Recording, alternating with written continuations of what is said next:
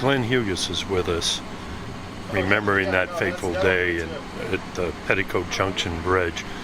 Glenn, that must have been an awful phone call that you received.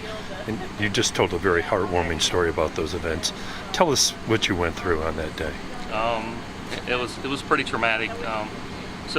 We went to a family reunion in West Virginia, and my kids came back on Saturday. I stayed because my parents were there, and they live out of town, so I visited them. And so I knew when I came back Sunday, I knew my kids were floating on the river. And so when we arrived in Covington, I realized that the kids were still on the river. So I thought I'd check up on them, and I went and found their trucks.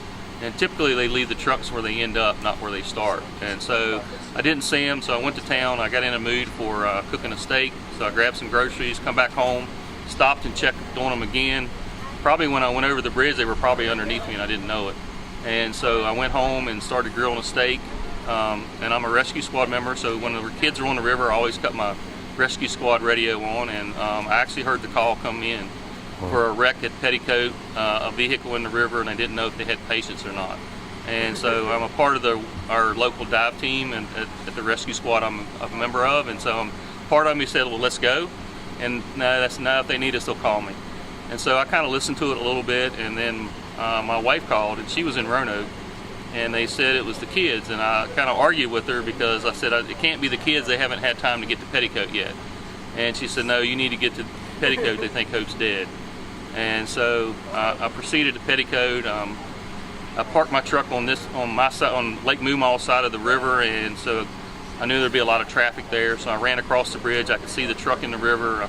I went down, and there was Hope on the stretcher, alive, which was a blessing.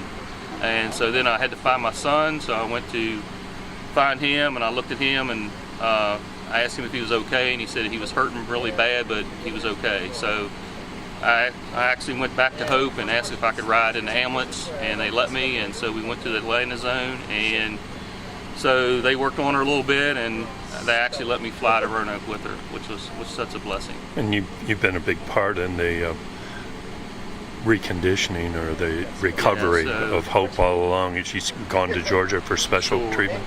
She went to the Shepherd Center in Atlanta, Georgia for the brain injury rehabilitation. And an amazing recovery. Oh yeah, it looks like she's a walking miracle. A lot of answered prayers.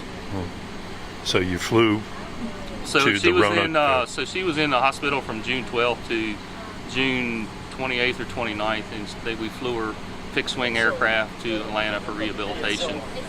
She went in-house rehabilitation to about sometime in August, and then she went to outpatient rehabilitation and got out towards the end of September. Well, it's a real pleasure to see you here with the Carilion crew and the lifeguard, and we thank you very much for joining us.